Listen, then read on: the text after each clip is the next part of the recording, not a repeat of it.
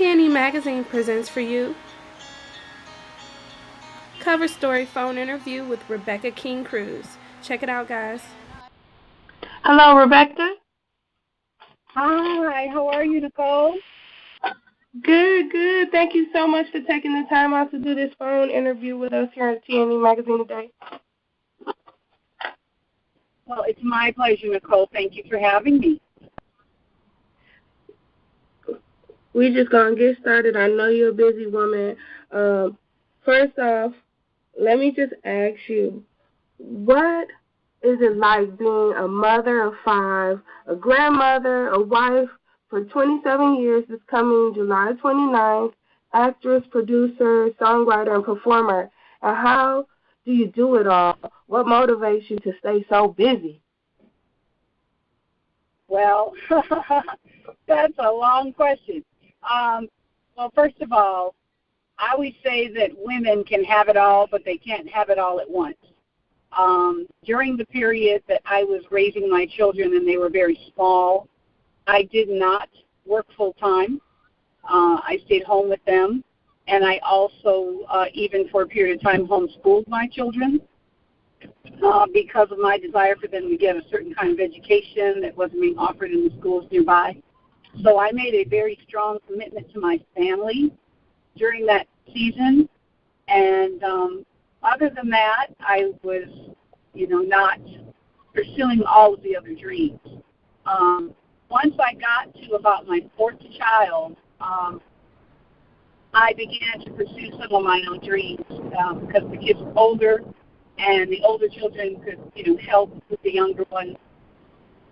And I began to go back into my music, into my songwriting, performing, and ministry. And so each thing for me has been kind of a season. It's been kind of like, one thing at a time for me. Now, I will say that now that I am multitasking quite a bit. I'm still raising children. I'm still working on an album. I'm finishing that album, actually. It's going to be ready to release soon. And I'm doing a women's ministry, women's conference, and I travel and speak. But I have a little more freedom now because the children are older, and now I can afford help if I need the help. And so all of those things take a lot of time and a lot of effort, but you're a human being. You can only do so many things in a 24-hour day. It just so happens I've been blessed to have a wide variety of experiences, and that just comes, I think, with the territory. Entertainment is an industry where it pays to know how to do more than one thing. So I produced a television show, starred in a television show, and utilized the show to, market my other talents and hopefully make headway in those other areas which I'm doing. So I just count it all a privilege, and I seize opportunities when they come. And that's amazing. And speaking of opportunities when they come, tell some of the listeners more about Honeybear Publishing. Tell them about this company and why you decided to found this company. What made this company come into existence?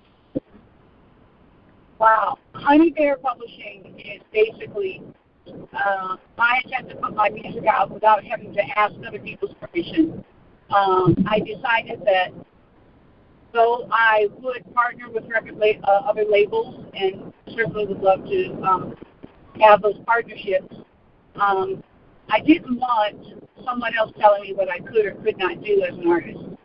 And I just didn't want to go through the process. I think I didn't want to say to all these people, oh, please put me out, please make my music, and then have them tell me what to do, have them tell me how to dress and how to look. And I don't know if, someone my age would get that much control over a career. But I just wanted control. I wanted to be able to do it the way I want to do it. And so I started Honeybear Publishing. So it is essentially my record label and my publishing arm, and it allows me to produce my own projects and hopefully bring on other projects as well, help other artists. and then to have control over what I put out and how I put it out, and not feel that anybody's dictating who I am professionally in that lane. So I'm very proud of Honeybear. I've already released one single, and then because that's a very expensive venture, releasing a song, doing the press, doing promotion. I did putting out the whole album, but we're going to be ready to put out at least the EP before the end of the year, and then going to promote a single or two to radio. So it's exciting. It's risky, but I'm very proud to say that I'm in business for myself, and I think that's just the best way to be in America today, is to run your own thing. And, I mean, you're an inspiration to so many women across the world, not only for the work that you are doing with Honeybear, but just for being a woman and supportive to your daughters and other women in your life. Speaking of women and how you influence your life, tell us more about your upcoming first annual Women's Conference, Faith to Dream, at the LA Hotel this coming August 27th, featuring yourself, your husband, Terry Crews, Devon Franklin, Kadesh. And what are some of the types of things women will walk away from that will be covered, and what should they expect to know after this conference, and the feeling that they should have for themselves after this conference? Well, I tell you, my hope and prayer with this women's conference was to inspire women to pursue the passion of their hearts. Too many women, I find, compromise with themselves about what they really want out of life. We are taught to be nurturers and caregivers, and that often can translate into so much sacrificing that you don't ever get to be the thing you want it to be in the process. And I just want to see these ladies, come alive, with possibility, with freedom, with the faith. That's why I called it the faith to dream, because some people don't even have that. They don't even have the faith in their own heart to even conceive what they would do with their life if they could choose their own path, rather than having life choose the path for them. And I believe with all my heart that God has given us dreams and desires to be fulfilled. The Bible says that He openeth His hand and satisfies the desire of every living thing. And I believe that God gives us those dreams to be determined and to be forthwith and persistent, and to go after those things, and to not stop, to not care what others think, to not let life derail us, not let problems anywhere in our life derail us from that dream, and to say without doubt that I tried, I gave my best, I lived my life to the best of my ability, I fulfilled the dreams of my heart. And, I say to go to heaven happy, not with regret, not with the sense that, wow, I always wanted to be a singer, I always wanted to be a businesswoman. I never did get to go to law school. You can go to law school at 45. One of our Supreme Court justices, our only female Supreme Court justice, Sandra Day O'Connor, was a housewife. And she raised her children, and then at 45 years old, 44 years old, she went to law school and graduated law school, became a judge, and then was appointed, I believe, by the state as a state judge, and then became one of the recommended appointees from the Supreme Court. I think the state Supreme Court, and then the American Supreme Court. And she's a woman that didn't try to do everything at once. She focused on her family, she raised her family, and then in midlife, completely went a whole new direction, fulfilled a dream, and has made history. And I just think it so speaks of how we can accomplish these things and not feel like we're sacrificing everything to do it. Sometimes when we try to do everything at once, you feel like your kids suffer or the career suffer.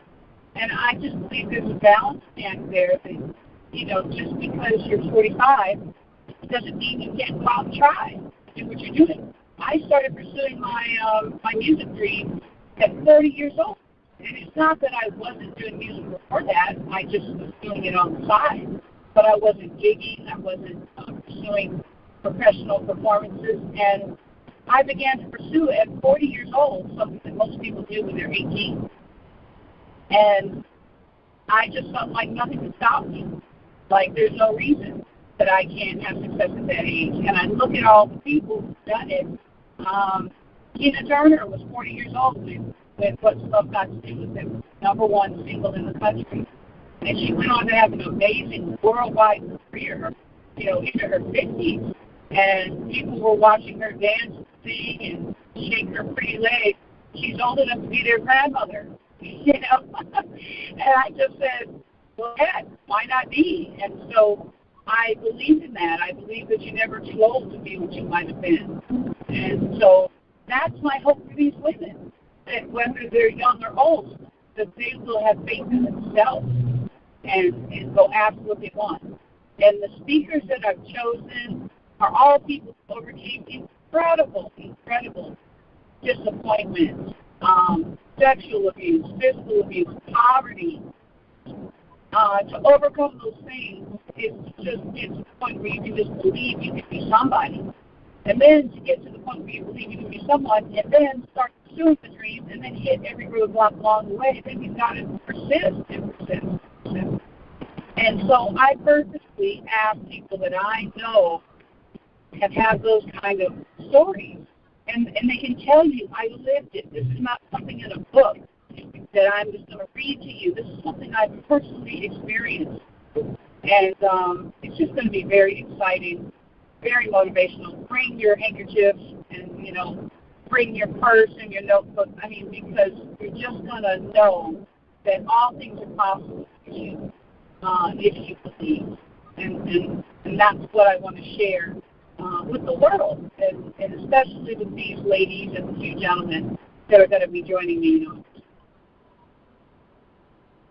Yeah, and I really think it's going to be a powerful, moving thing. We're going to make sure that at the bottom of this video we include all the information so how people can know how to get to the event and where it's going to be located and all the information. You also spoke about the two male speakers that will be speaking, one of which is your husband, Terry Crews. Back in 2014, he wrote a book, How to Be a Better Man, and he even discussed a lot of the issues he mentioned in the book on your second season in the BET sitcom back in 2010, 2011. How do you feel that book made your family stronger? And what advice do you have for other wives that may have husbands struggling with some of the same or similar problems that Terry was going through when he was writing this book and the aftermath of that? Well, I'll tell you, the book was certainly written in the aftermath. It's a lot easier to write about the problem when you're slightly on the other side of it. People like to tell their testimonies after the fact. It's hard to tell it while you're in it because you're still hoping the end is going to be a good ending. Right around that second season was when he disclosed to me that he was battling sexual addiction and that he had struggled with a pornography addiction for years. And not that I had never seen him do some of that. There was probably the occasional glance at the computer, and I would go, what are you looking at? I did not have any idea the extent of his problem with addiction until he came clean to me and just burst into tears and told me this long history. And it was very hard. I'll just be honest with you. It was extremely difficult to find someone you love and respect and admire is not who you think they are. It's very devastating. It makes you question your own judgment. It makes you question everybody around you because it feels like it's such a betrayal of trust and identity. It's like you're living with Dr. Jekyll, but he's really Mr. Hyde. And it was devastating to me because we had such a family image, such a high-profile family image. It's one thing to fail in your bathroom. It's another thing to fail publicly. And it felt like a failure of all of us. And especially, I bragged on my husband and talked about what a great guy he is. And then to hear this come out of his mouth made me go, you let me sit there and talk about you like that, and you knew you had the secret? I was devastated, and I was conscious. I was ready to, brave the world on my own after that. I just thought, you're not who I want you to be, and and I already have issues with you on one end, because he had other problems. He was kind of a workaholic, so the kids didn't see him a lot. So we were having some of those typical struggles where you have a very busy life and a very busy family, and you're not spending enough time together, at least not in mom's mind and the kid's mind, because his work was really his focus. And so I was already contemplating leaving the marriage just on that basis, because he seemed so dedicated to his job and not as dedicated to his children, and that started to just wear on me. He had to make me feel like I'm not going to have what I want here because I want a happy family. And these kids are complaining about their dad. They don't ever see him. When he's home, he's tired, And there were issues like that weren't being resolved. And then I was parenting by myself, which was hard. And I just felt like, we weren't doing what I envisioned family should do, just in that general sense. So then I already hit that point, and then I go, to this get-together, and we're having an argument, and next thing you know, everything escalates into this, well, what don't I know about you? I kept feeling something telling me that there was something I needed to hear, And I can just tell you it was really, really difficult. It probably has taken me 5 or 6 years to feel trusting, of anybody, like of him, of anybody. When your trust is betrayed like that, it wreaks havoc on your system. It makes you feel undone. It's a lot of therapy for the victim of an affair or a betrayal, or you sometimes hear about these people who have secret gambling addictions. They have this whole secret life, or they have a whole other family, or they're stealing from their job and they're into criminal behavior, or God forbid, you're married to a man who's a predator or something, or married to a man who has committed a crime, and you're just looking at them like, who are you? I've been living with you, sleeping with you, eating with you for all this time, and I don't know who you are. And certainly there are times that everybody has things they suspect. You can have a very reliable, faithful relationship, but every so often you're going to wonder if your guy is doing something, or the guy is going to wonder if his girl's doing something. You might question them, or you might look sideways at their phone or whatever. But there was nothing for me that made me say, oh, I know my husband is like this completely other person. And so it was just, I can't even describe it. And when he begged me not to leave him. He just said, I want to be better. I want to do what I have to do. And I talked with we had a marriage therapist that we would go to occasionally, kind of for upkeep. And the marriage therapist said, there's some place you should go for this. And so he went to what is kind of like a rehab. And basically it's just intensive therapy. And he came back from that rehab really, really different. Really different. I mean, I had never seen my husband, rarely ever seen him cry. And I think he cried every other day for the next year, just in the realization that he didn't want to be this person anymore.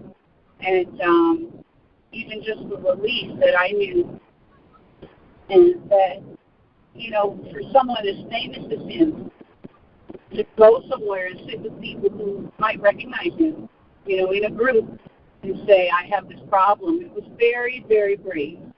And I couldn't believe it. I have to be honest, I was shocked that he was so willing to go. Because Hollywood is all about your image and want to keep a good image. And he had certainly been someone who made sure he had a good image, and he went for it. I just have to say he went for it. And he came home and shared with me a lot of things that they taught him. And we dived into some of the books together and therapy. And then we went together. And then I went by myself to deal with my side of the trauma. It was really life-changing. It was life-changing. And I thought to myself, wow, who'd have thought this was going to be my ministry, trying to save families and save marriages that have these problems. But I just think that anything you've ever been through, you ought to use to help others. And eventually that's what Terry did. Eventually he came to me and said that he'd been offered a book deal. And this was before, he hadn't really come out about this problem. And he told me that he was going to tell it in the book, that he was going to talk all about it. And I was like flabbergasted. I said, are you sure you're ready to go public with this? He said, I am. He said, because that's part of the healing, is being open. And I went right there with him. I said, okay, if you're ready, who am I to tell you not to? It's your journey. But it was controversial, that he kind of pulled the lid off what is a very, very prevalent problem right now in marriages, but also among kids, among teens. At any given point in our family, I have caught one of the 5 watching porn online. And I just believe it's because it's so readily available. It's almost like a crack dealer, it comes after you, Pop-up ads and different things will come at my children while we're Googling research for a student report. Pop-up ads will come at my kids. And there are filters that you can put on your computer, so helping with that issue. But, it's just like if a major beer company, say, for example, offered to put a free tap in everybody's home where you could just get free beer whenever you wanted it. That would create a lot of addiction. They're giving you free alcohol, and eventually they want you hooked on it so that you'll pay for it, so that you'll go farther and farther, I think that's what the porn industry is to our current culture. In fact, there is a new 501 out there called Fight the New Drugs, and they're anti-porn crusaders, and they're men and women who say their lives have been adversely affected by watching pornography, and especially regularly because of its depiction of females as objects and its depiction of males as hypersexualized violence. It creates a distorted picture that doesn't place people in their true value and focus on the loving part of the sexual relationship. So my husband's a crusader, and I've become a crusader, and we're starting this little war against, we feel, degrades the beauty of human sexuality rather than celebrates it, and makes it profane rather than keeping it sacred. And I'm very proud of my husband. I will tell you that I've had my moments with him since him coming out about this. But he's very determined to let people know they can beat it. And so I guess that's our new hat. It's activist. It's kind of a ministry. Matter of fact, a few months back, he went viral for several days in a row when he posted some videos on his Facebook called Dirty Little Secret. And he talked about his addiction. And we had 3 million views in one day and hundreds of thousands of comments. Yeah, hundreds of thousands of comments from men and women.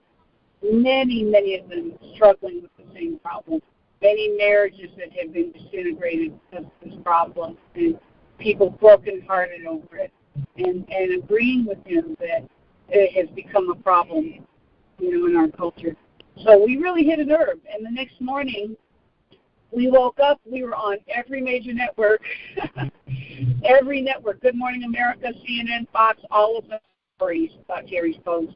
And they showed pictures of the two of us, and they were all in my Instagram looking for my response. And I'm thinking, holy cow, we touched a nerve. And then a couple weeks after that, Time did a cover story on internet porn, and mentioned my husband in the article. And so we started something. We started a conversation, and that's what we're supposed to do, I guess. Yeah, and that's amazing, because that alone in itself, I think, is going to help people in the future, either if they're dealing with this problem or they have people who have similar issues with this problem. Just putting it out there, addressing the problem, and I feel like putting it at full face value is really the true solution to any problem, is admitting that you have a problem. So that's amazing that you and your husband were able to get to that. Just the last question. I know you're a busy woman. I'm going to just let you get on out of here. What final advice would you have for any young women who stay motivated to achieve their dreams in faith, family, finance, and future obstacles? And where can they follow you and your business and track the wonderful work that you're doing for women, and how they can get tickets for the upcoming conference? Awesome. Well, one of the ways to keep up with what we're doing is follow me on Instagram. I'm on Instagram. I'm on Facebook. I'm on Facebook, Instagram, Twitter. You're on Twitter. And Yeah. and my handle is just Rebecca K. Cruz, because there are some other Rebecca Cruzes out there. I use my maiden name or my maiden initials with Rebecca K. Cruz or Rebecca King Cruz. And my website is RebeccaKingCruz.com, and that's where you can register for the Women's Conference, online registration, and then through PayPal. And we are racing toward August 27th. We're real excited to have everybody there that day. We're going to have a fabulous program and put together. So please come, all of you listening. Please come, tell your friends, invite your family, invite any women, old or young. And the men are welcome. I've had several men ask me if they can come. I'm like, please come, because the information we're sharing is for everyone. But it really is my passion to reach women, and that's why this year we've focused on the women. My husband was so excited about this conference, he begged me to let him speak to the ladies. And I was like, sure, I'll take everything you've got. So he's really passionate about it as well, and real passionate about fulfilling dreams. I do want to say to anyone trying to stay focused on their goals is that the best way you can keep driving and keep pushing is to write your goals down and to look at them every day and to move toward them every day and to make action steps every day toward those goals.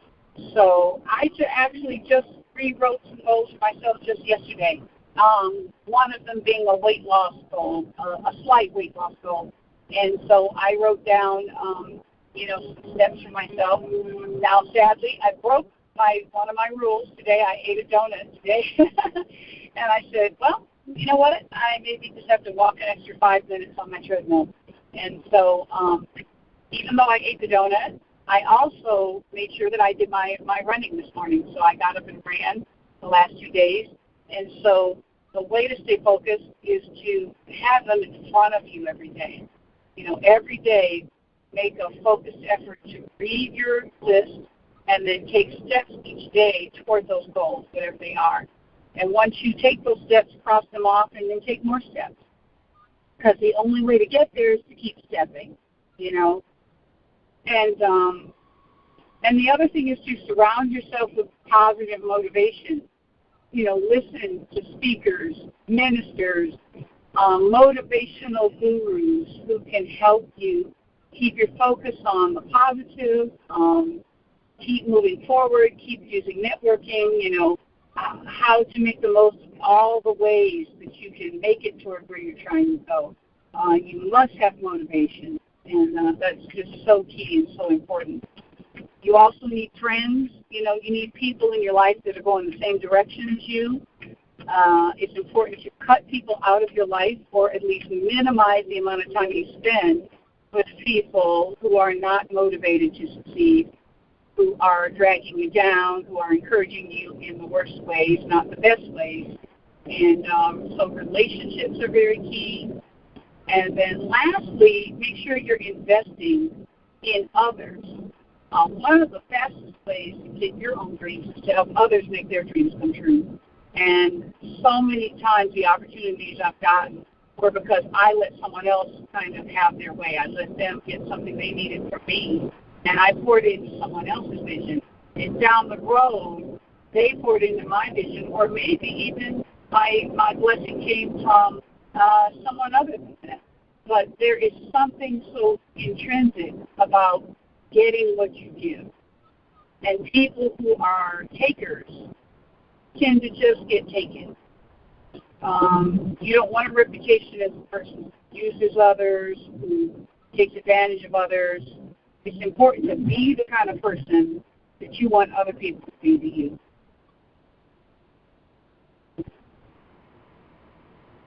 Yeah, I think that's a beautiful message, Rebecca, and I think everybody out there who hears that is going to be touched by that.